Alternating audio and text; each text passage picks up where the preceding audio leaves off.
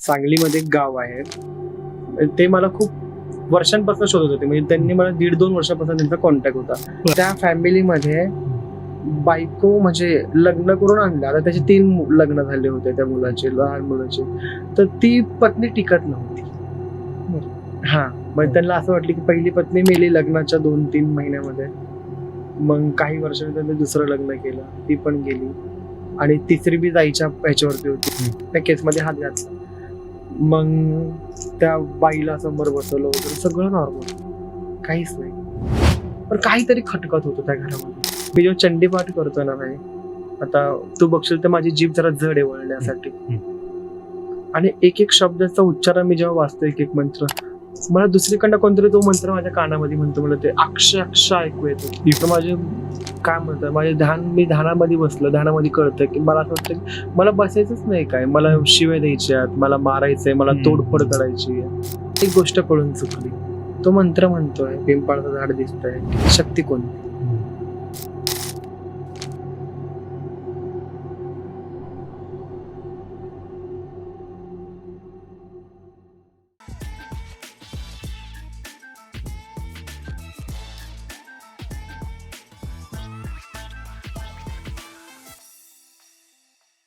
नमस्कार मित्रांनो, cutting the meeting by Chetan Patil या पॉडकास्टवर तुम्हा सगळ्यांचं पुन्हा एकदा स्वागत आहे. मित्रांनो, आज आपल्या पॉडकास्टवर पुन्हा एकदा आपल्या सगळ्यांचा लाडका आपला मित्र अजय आलाय. अजय, तुझं खूप खूप स्वागत आहे.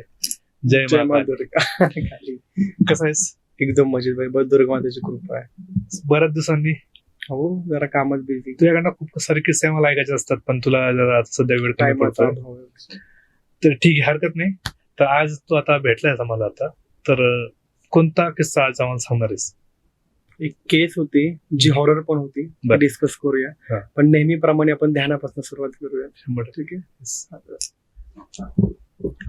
ओम सिंधुरारुण विग्रहाम त्रिनयनाम माणिक्यमौली स्फुरत्तारा नायक शेखरा स्मितमुखी मापीन वक्षोरुहाम पाणिभ्या मणिपूर्ण रत्नचषको रक्तोत्पलि बिभ्रती सौम्य रत्नघटस्थ रक्तचरणाम ध्याये त्वं परामंबिका, ध्याये त्वं परामंबिका, ध्याये त्वं परामंबिका. सो अशा प्रकारे दुर्गा माता, काली माता, ललिता माता आणि माझे गुरु मंदार गुरुजी, त्यांना स्मरून आपण सुरुवात करूया.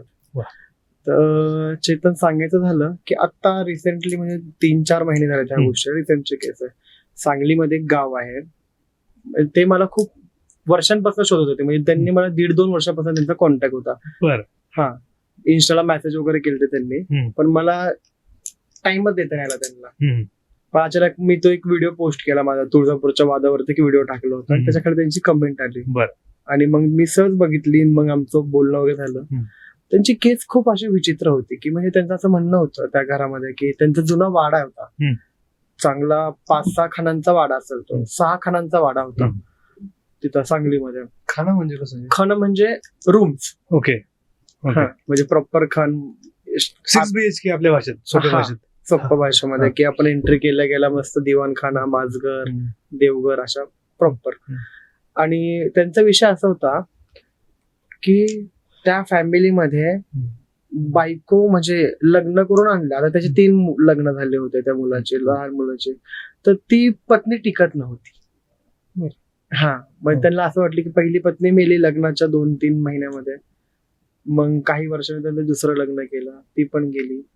आणि तिसरी बी जायच्या ह्याच्यावरती होती. छोट्या भावाची पत्नी गेली. म्हणजे त्यांच्या घरामध्ये 2 विवाह झालेले असं म्हणू शकतो. आणि ते फक्त पुरुषांचा कारभार होता.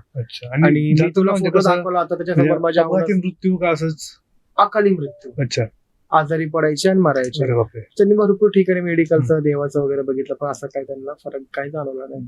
मी तुला नाही आता जेव्हा फोटो दाखवला त्याच्यासमोर एक स्त्री बसली आहे, तिची ही कथा. ओके. सुरुवात करतो. तर त्याच्या लहान भावाची ही बायको, जी भयंकर आजारी पडे. आता ते डोक्यामध्ये बसले, ऑलरेडी आपल्या 3 सुना गेल्यात आणि सासू बी नव्हती. सासू म्हणून 4 बायका त्या घरामध्ये नाहीशा झाल्या. आता ही 5वी. म्हणून ते शोध घेत होते किंवा सगळीकडे त्यांनी बघून घेतलं काय. आणि माझं बोलणं झालं, मला काहीतरी इंटरेस्टिंग आणि हे जेन्युइन केस वाटली. मग मी त्यांना म्हटलं की मी तुमच्यापाशी येईल, पण मला अजून थोडा वेळ द्या, 1 हप्ताभर मला जरा विचार करू देत, काय करायचं काय नाही. मग आधी मी त्यांच्यापाशी गेलो 1 हप्त्यानंतर तिकडे गेल्यानंतर मला आधी देवीची परमिशन घ्यायला लागते, त्याची एक विधी असते. तो विधी वगैरे केला. आईची परमिशन बाई आली, सडनली ती परमिशन मला तिथे भेटली की तुम्ही ह्याच्या केसमध्ये तुम्ही हात घालू शकता. म्हणजे मी त्या केसमध्ये हात घातला. मग त्या बाईला समोर बसवलं वगैरे, सगळं नॉर्मल, काहीच नाही. पण काहीतरी खटकत होतं त्या घरामध्ये. बर. म्हणजे आतमध्ये गेलं, एकदम प्रसन्न घर, एकदम छान, सगळं नॉर्मल होतं. परंतु त्यांच्या मागे म्हणजे असा वाडा आहे. आता खूप लोकांना ही दंतकथा वाटू शकते, वाटू देत, पण जे सत्य आहे ते सत्य आहे. वाडा म्हटलं की लोकांना खोटच वाटतात. असं एक ते वाडा टाईप आहे त्यांचं. वाडा म्हणजे वाडा बी नाही म्हणू शकत, तो जुनं घर नसतं भिंतीचं, असं दगडा मातीने सारवलेलं. ते वरती कौलारू वगैरे ते टाकलेलं. आणि तिथनं आता जुन्या घरांना कसं पुढं बी दार आणि मागं बी दार असं असतंय. तर मागच्या दारामध्ये एक पिंपळाचं झाड होतं त्यांच्या. तर मी तिकडे गेलो, फिरलो वगैरे, पण ते झाडापाशी काहीतरी असं नाही का, म्हणजे कसं असतं एकदम प्रसन्न वातावरणामध्ये चाललो आणि अचानकली तू डिस्टर्ब होतोय. खरंय. मला वाटलं की बाहेर आहे म्हणून मी थोडं इग्नोर केलं. आता तो माझा पहिला दिवस होता त्यांच्या घरामध्ये जाण्याचा आणि पूर्ण दिवस त्याच्यामध्ये गेला. पण ते झाड आणि ते साईड काय डोक्यामध्ये जात नव्हती. मी घरी आलो, पुण्याला आलो. मग त्यांना मी सांगितलं, काहीतरी स्तोत्र दिलं एक, म्हणजे त्याचं पठण करा तुम्ही, त्याच्याने किती फरक झाला ते मला सांगा. पण मी तिकडनं जाऊन आल्यानंतर ना दुसऱ्या दिवशीपासून ती तापाने फणफणली. जी आदल्या दिवशी चांगली होती, माझ्यासमोर बसली होती, ती खूप आजारी पडली, खूप आजारी पडली, की उलट्या म्हणा, दवाखान्यामध्ये ऍडमिट केलं, काही सुद्धा फरक नाही. त्यांचा परत मला फोन आला, 2 का 3 दिवसात त्यांचा फोन आला, तुम्ही आल्यानंतर हे झालं. म्हटलं माझ्याकडनं काही चुकलं तर नाही. हे ते जरा विचार केला, म्हटलं मी येतो तिकडे. आणि मग मी ह्या वेळेस माझी सगळी तयारी करून गेलो. माझी काळी बॅग असतेच माझ्यासोबत, ती प्लस माझी कालिकी माता, ह्या सगळ्या गोष्टी मी घेऊन तिकडे गेलो. म्हटलं जे असेल ते बघता येईल. आता काय, ती दवाखान्यामध्येच होती जेव्हा मी तिकडे गेल्यानंतर ना ती बाई. मग तिकडे गेल्यानंतर मला असं वाटतं की मला पोचायला 4-4:30 वाजले होते तिकडे, आणि 1 डे रिटर्न तर होऊ शकत नव्हतं. आता तेच माझं सुदैव की दुर्दैव, मला त्यांच्या घरामध्ये रात्र काढावी लागली. आणि ती टर्निंग पॉइंट ठरली या केसला. बर. की मी तिथं झोपलोय आणि म्हणजे ते अशा, म्हणजे तिथं अशा ते नाही का 2 अशा खिडक्या खुलतात, लाकडाच्या पट्ट्या मारलेल्या, असे गज जेल सारखे, तशी खिडकी त्या घराला होती. तिकडे झोपलोय मी, असं एकदम छोटस असं पेटी टाईप, एकदम सिंगल बेड होता तो. आणि असं दमट वातावरण, माझ्या जी रूम मला दिली तिकडे एकदम दमट वातावरण. मला झोप येत नाही मुळात रात्रीची. मला रात्री जागायची सवय, मी 2-3 वाजता झोपतो, रात्रभर जागतो. म्हणून मी लोकांना सांगतो की मला 11 नंतर फोन लावा. आणि झोपच येईना तिथे काही. म्हणून मी बाहेर निघलो आणि ललिता सहस्रनाम लावलं कानामध्ये आणि फिरत होतो त्या वाड्यापाशी. पुन्हा तेच त्या झाडापासून गेलो, काहीतरी विचित्र वाटलं, एकदम हवाचं झुमकाचं काहीतरी वेगळं आलं. आणि मला अत्तर लावायची सवय, हे तुला माहिती आहे की सुगंध सगळीकडनं दरवळत असतो. पण मी तिकडनं गेल्यानंतर ना मला असं घाण तर कसं तरी विचित्र वाचायला लागला, घाणवाणी. आणि मी काय करतो, माझं असं हे करतो, मी असं नाका लावलं, मी अक्षरशः असं उलटी हवी मला अशी, की माझ्याच कपड्याचा तेवढा घाण वास येतो. बापरे. आणि मी एवढं छान चाफ्याचं अत्तर, मला अजून माझ्यापेक्षा अजून ती चाफ्याची बॉटल आहे. म्हटलं हे काय विषय आहे. आणि मला थांबवा ना, मी आतमध्ये आलो, बघितलं तो स्मेल होताच.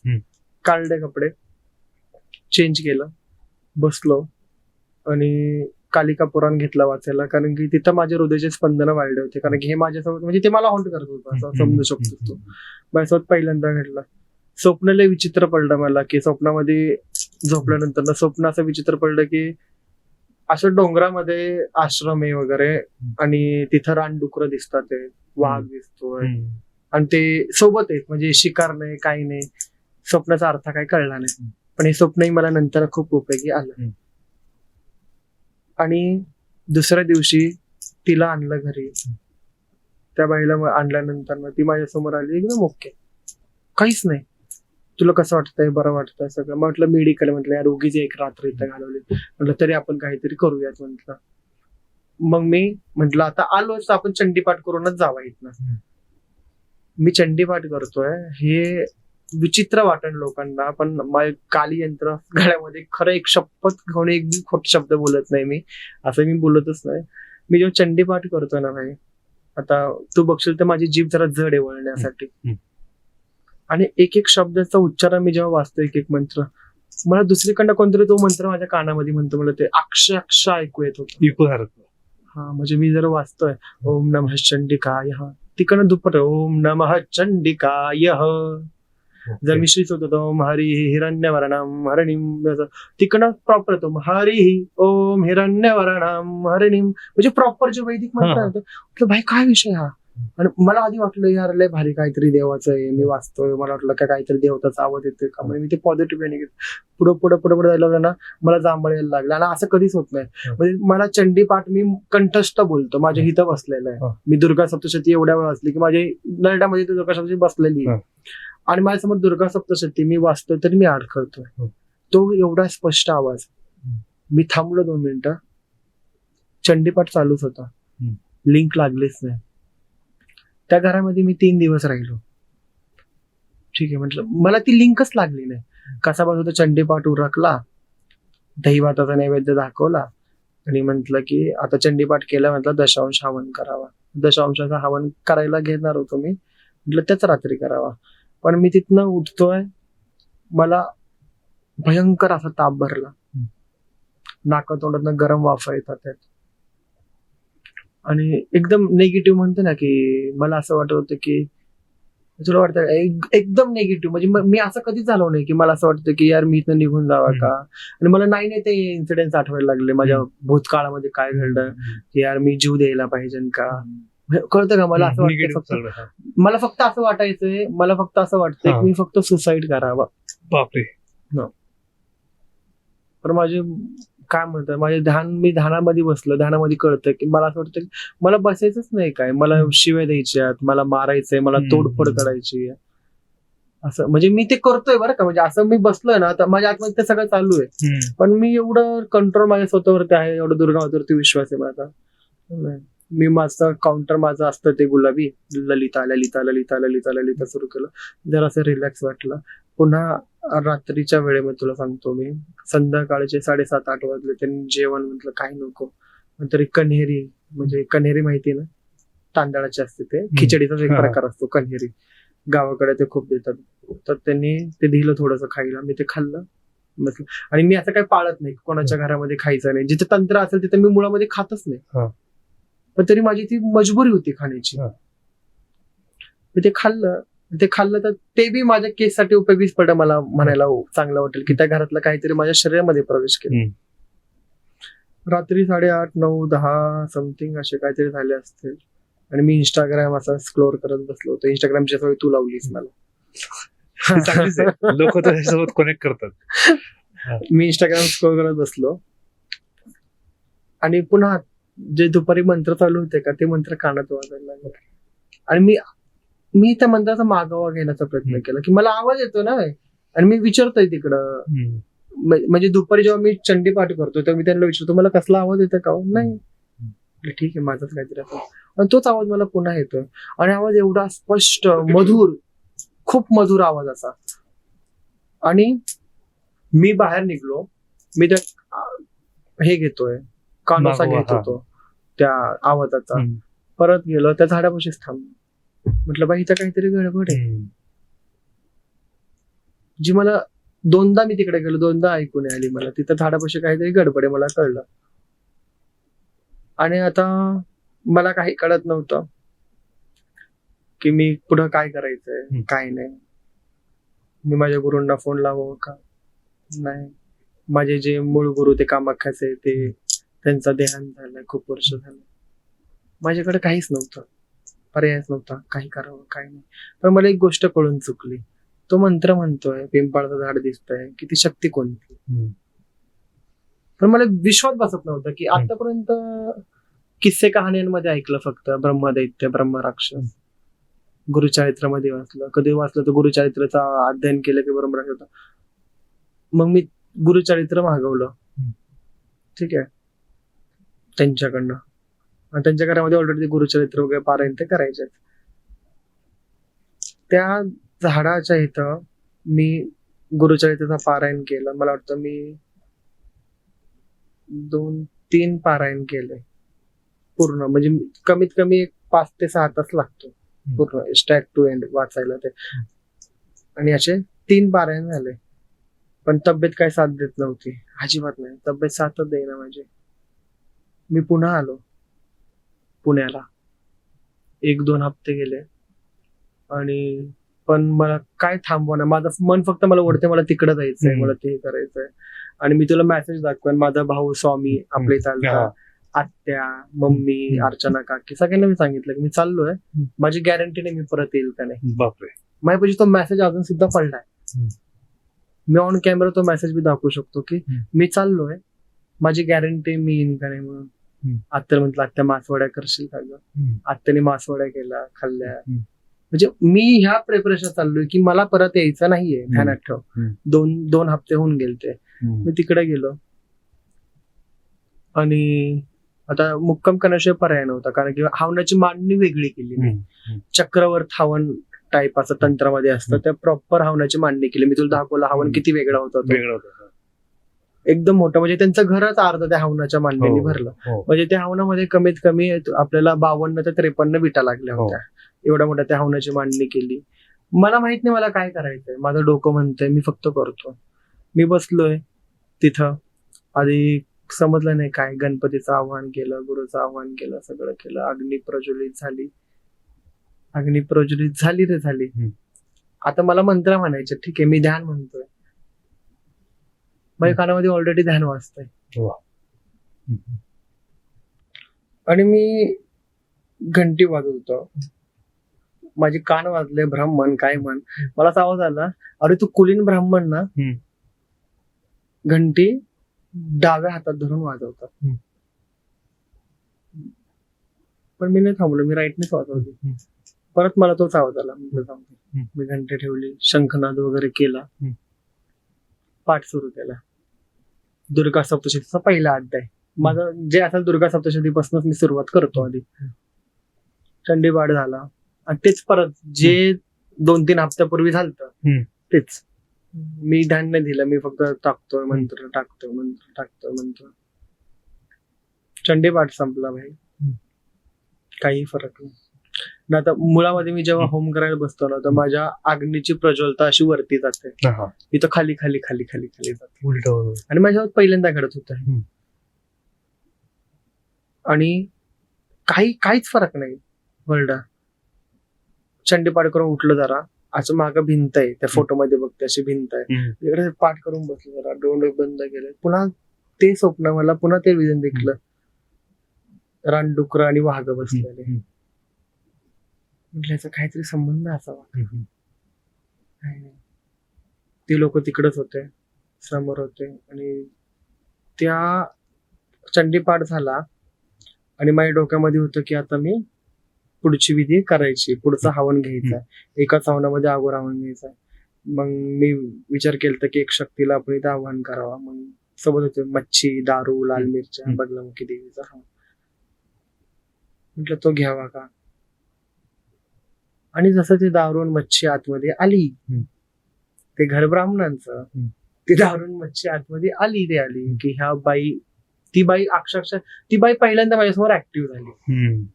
ती चौतळली म्हणजे लय घाण चौतळली. ती एवढी अशी चौतळली की ते हे काय सांगू तुला, ते कास्याची वाटी नसते काशीत प्यायला, तो तिने फेकला आणि तो माझ्या हिथं लागला. हे बघ दिसत येतं, तो माझ्या हिथं लागला, रक्त वाहत होतं. म्हटलं ठीक आहे, मी बी असं केलं. म्हटलं आई जे असेल ते बघ. आणि असं छिडका टाकला एका अग्नीमध्ये. भाई ती अग्नी एवढी प्रज्वलित झाली, मला माहित नाही, मला पॉईंट सापडला. मग मी बगलामुखीची हे केलं, मंत्र साधना सुरू केली, बगलामुखी देवी, काही फरक नाही. पण मला आठवलं बगलासोबत प्रत्यंगिरा पण तर येते.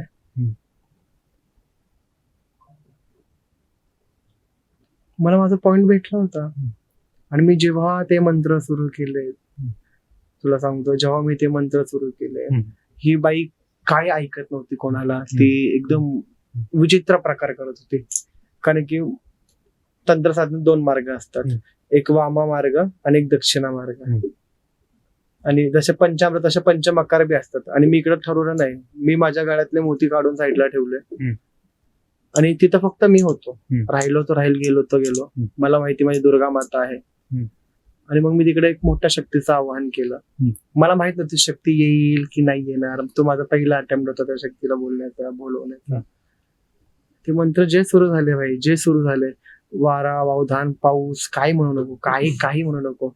आणि एंड एंड एंड होता होता तिथं म्हणजे असं मला जाणवलं की मी हलतोय.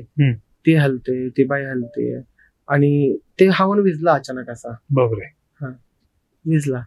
पण माझी निरंजनासोबत मी ते हवन लावतो, म्हणजे ती अग्नी प्रज्वलितच होती निरंजनाच्या स्वरूपामध्ये. मग मी तोच घेतला, कापूर पुन्हा टाकला, जळालाच. मग ते तिळाचं तेल असते ना, तिळाच्या तेलाने अग्नी लवकर प्रज्वलित होती. मी सगळं तिळाचं तेल ओतलं आणि तेव्हा लावलं, ढन ढन ढन ढन पेटलं ते. आणि मग मच्छी वगैरे सगळं जो असा जो प्रकार ओन कॅमेराने सांगू शकत ते जे व्हायचं ते झालं.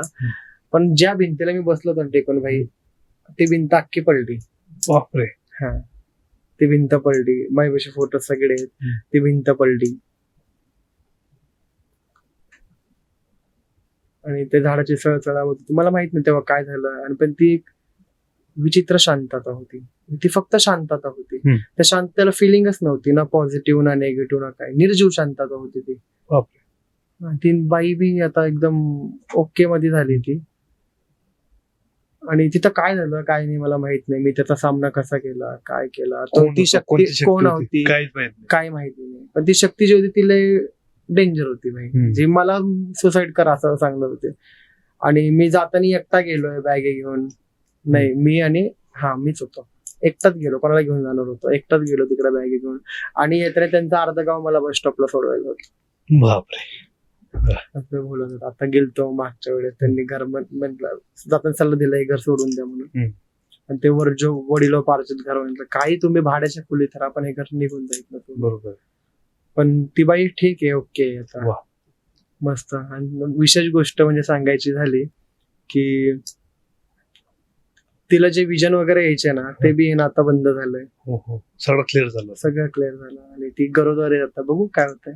मुलगीच व्हावी माझी अशी इच्छा आहे. आणि तुझ्या पूर्ण आताचा रिसेंट एक्सपिरियन्स मधला हा सगळ्यात वेगळा एक्सपिरियन्स होता. वेगळा म्हणजे माझ्या आयुष्यात केलेला मी पहिला एक्सपिरियन्स होता की जिथं मी गुरुचरित्रही वाचलंय, जिथं दुर्गा सप्तशती चंडी पाठ पण केलं, जिथं तांत्रिक हवन पण केलं. म्हणजे एकाच वेळी असं की आणि सगळ्यात जास्त वेळ दिला. सगळ्यात जास्त वेळ ह्या केस मध्ये माझा गेला. मी आलो पुण्याला. आणि म्हणजे हेच एक कारण आहे की तो तुमच्या डीएम्स ला रिप्लाय का देत नाही, कारण एक केस हँडल करण्यासाठी त्याला बाहेर जायला लागतं.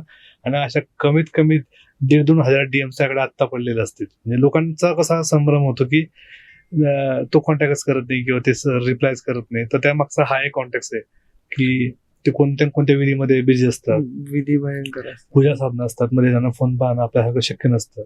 हा एक्सपिरियन्स तुला ट्रेस लागलाच नाही की कोणती शक्ती होती, काय अंत लागला नाही. पण मला म्हणजे की ते ब्रह्मदैत्य किंवा असं काहीतरी असू शकतं. कारण की वेदाचे मंत्र म्हणता येते, श्रीसुक्त म्हणता येते. श्रीसुक्त यजुर्वेदातला मंत्र आहे, तो प्रॉपर एवढं स्पष्ट. पुन्हा चंडीपाठ करतोय, म्हणजे काहीतरी वेगळं होतं. ते मला माहित नाही ते देव होतं, भूत होतं, दानव होतं, काय होतं कसं काहीच माहित नाही. जिथं माझा त्रिशूलाने मटका बी काम नाही केला, ती म्हणजे ती जागा होती. जिथं फक्त काम केलं माझ्या विश्वासाने, माझ्या श्रद्धेने, माझ्या भक्तीने. कठीण बघा, अशा पद्धतीचे एक्सपिरियन्स येत राहतात. म्हणजे जरी किती मोठा एक्सपिरियन्स असेल तरी असा कधी असं काहीतरी होतं आपल्या आयुष्यात की ते पूर्ण आयुष्यभराचा एक्सपिरियन्स लावा लागतो. आणि त्याची पण काही गॅरंटी नव्हती. येऊन तो त्याने मेसेज करून ठेवलाय घरी की मी परत येईल, याची काही गॅरंटी नाही.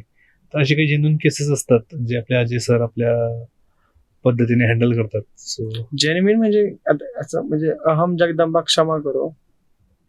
पण आजकाल कसं माहितीये तुला, हे जे लोक आहेत तंत्र किंवा देवऋषी लोक, हे लोकांना लुटतात.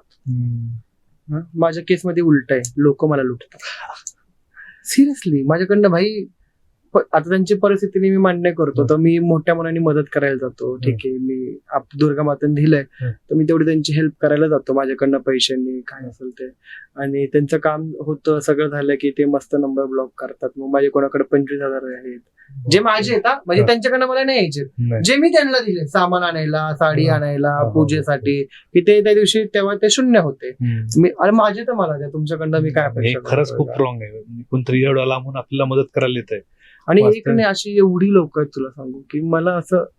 आणि म्हणून माझा आता विश्वासच उडत चाललाय लोकांवरनं नाही. आणि म्हणून तू ते बंद करा म्हणजे तुला ते परवडणार अरे मन एवढं हळवं आहे ना Yes, yes. चेतन, नाही की लोक तुझं त्या पद्धतीने हे घेतील फायदा तर फायदा घेतातच घेतात. आहे. ते मला कळून चुकलं आता तर.